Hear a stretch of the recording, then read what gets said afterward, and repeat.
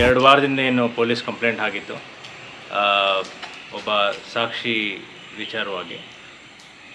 ನಿನ್ನೆ ಸಂಜೆ ವೇಳೆಯಲ್ಲಿ ಅವ್ರಿಗೆ ಪೊಲೀಸ್ ಪ್ರೊಟೆಕ್ಷನ್ ಮಂಜೂರಾಗಿತ್ತು. ಇಲ್ಲಿನ ಕಮಿಟಿ ಏನಿದೆ ಅವರು ಪರಿಗಣಿಸಿ ಅವರಿಗೆ ಪೊಲೀಸ್ ಪ್ರೊಟೆಕ್ಷನ್ ಕೊಡಬೇಕು ಅಂತೇಳಿ ಸ್ಯಾಂಕ್ಷನ್ ಮಾಡಿದ್ರು.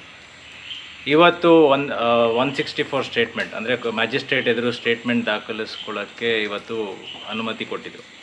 ಸೊ ಅದಕ್ಕೋಸ್ಕರ 4 ಗಂಟೆಗೆ ಬಂದಿದ್ವಿ. 4:45ಗೆ ಬಂದು 1 ಅವರ್ ಪ್ರಕ್ರಿಯೆ ನಡೀತು. ನಾವು ಮ್ಯಾಜಿಸ್ಟ್ರೇಟ್ ಅವ್ರನ್ನ ಕೇಳಿದ್ವಿ, ವಕೀಲರಾದರೂ ಇರೋಕ್ಕೆ ಬಿಡಿ, ಬಿಕಾಸ್ ಅವರೇನು ಅಕ್ಯೂಸ್ಡ್ ಅಲ್ಲ, ವಿಟ್ನೆಸ್ ಆಗಿ ಬಂದಿರೋದು.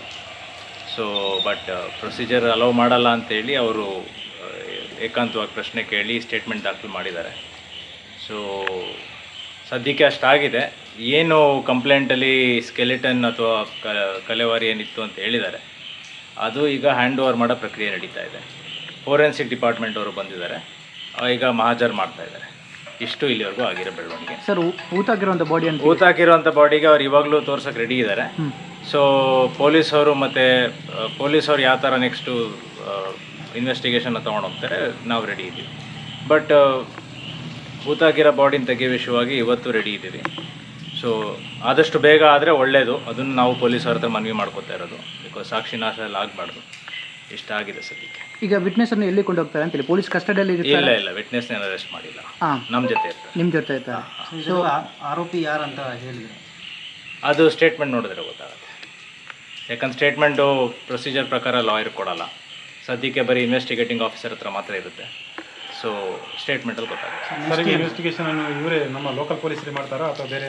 ಇಲ್ಲ ಸರ್, ಈಗ ಸದ್ಯಕ್ಕೆ ಯಾರು ಅಯ್ಯೋ ಇದ್ದಾರೆ ಅವರೇ ಮಾಡ್ತಾ ಇದ್ದಾರೆ. ಸೊ ನಾವೇನು ಅದಕ್ಕೆ ನೆಕ್ಸ್ಟ್ ಪೊಲೀಸರನ್ನ ಕೇಳ್ಬೇಕು ಸರ್. ಸದ್ಯಕ್ಕೆ ನಾವು ಬಾಡಿಗಳನ್ನ ತೆಗಿಯೋಕ್ಕೆ ಎಕ್ಸಿಮೇಷನ್ ಮಾಡೋದಕ್ಕೆ ಏನೇನು ರಿಕ್ವೆಸ್ಟ್ ಮಾಡ್ಕೊತಾನೆ ಇದ್ದೀವಿ. ಆದಷ್ಟು ಬೇಗ ಆದರೂ ಒಳ್ಳೆಯದು ಅಷ್ಟೇ.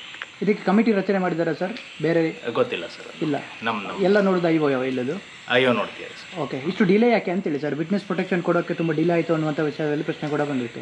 ಅದು ಅವ್ರು ಕೇಳ್ಬೇಕು ಸರ್ ಅವ್ರನ್ನ, ಬಿಕಾಸ್ ನಾವು ಸತತವಾಗಿ ಫಾಲೋ ಅಪ್ ಮಾಡ್ತಾ ಇದ್ದೀವಿ. ಬಿಕಾಸ್ ನಾವು ಎಲ್ಲ ಪ್ರೊಸೀಜರಲ್ಲಿ ಮಾಡ್ತಾ ಇರೋದು. ಸೊ ಆಲ್ಮೋಸ್ಟ್ 2 ವಾರ ಆಗಿದೆ. ಬಟ್ ಅದು ಅವ್ರನ್ನೇ ಕೇಳಬೇಕು. ಮೋಸ್ಟ್ಲಿ ಕಮ್ಯುನಿಕೇಷನ್ ಇದಾಗಿದೆ. ಸದ್ಯಕ್ಕೆ ಇವರು ಆರೋಪಿ ಅಥವಾ ದೂರುದಾರ ಸರ್, ಅದ್ರ ಬಗ್ಗೆ ನಾನು ಹೆಚ್ಚು ಮಾತಾಡೋಕ್ಕಾಗಲ್ಲ. ಯಾಕಂದರೆ ಅವ್ರದ್ದು ವಿಟ್ನೆಸ್ ಪ್ರೊಟೆಕ್ಷನ್ ಆ್ಯಕ್ಟಲ್ಲಿದ್ದಾರೆ ಈಗ ಅವರು. ಸೊ ಅವ್ರು ಐಡೆಂಟಿ ಡಿಸ್ಕ್ಲೋಸ್ ಮಾಡೋದಾಗಲಿ ಇನ್ನೊಂದು ಮಾತಾಡೋದಾಗಲಿ ಇದು ಒಳ್ಳೆಯದಿಲ್ಲ. ಧರ್ಮಸ್ಥಳದಲ್ಲಿ ಏನೆಲ್ಲ ಪ್ರಕರಣ ನಡೆದಿದೆ ಸರ್, ಅದನ್ನು ಮುಚ್ಚಾಕುವಂಥ ಪ್ರಯತ್ನವನ್ನೆಲ್ಲ ನಡೆದಿದೆ. ಸೊ ಇವರಿಗೆ ಯಾವ ರೀತಿಯ ಸೆಕ್ಯೂರಿಟಿ ಬೇಕು, ಇದನ್ನು ಕೂಡ ಬೇರೆ ರೀತಿಯಾಗಿ ಕೊಂಡೋಗುವುದಿಲ್ಲ. ಸರ್, ವಿಟ್ನೆಸ್ ಪ್ರೊಟೆಕ್ಷನ್ ಆ್ಯಕ್ಟ್ ಕಾಯ್ದೆ ಅಡಿ ಏನು ಸುಪ್ರೀಂ ಕೋರ್ಟ್ ಗೈಡ್ಲೈನ್ಸ್ ಇಶ್ಯೂ ಮಾಡಿದೆ, ಆ ಗೈಡ್ಲೈನ್ಸ್ ಪ್ರಕಾರ ಪೊಲೀಸವ್ರು ಕೊಡ್ತಾ ಇದ್ದಾರೆ ಸೆಕ್ಯೂರಿಟಿ. ಸೊ ನಮ್ಗೆ ಅದು ಬಿಟ್ಟು ಇನ್ನು I don't want to comment unless next exhibition ಆಗೋದು.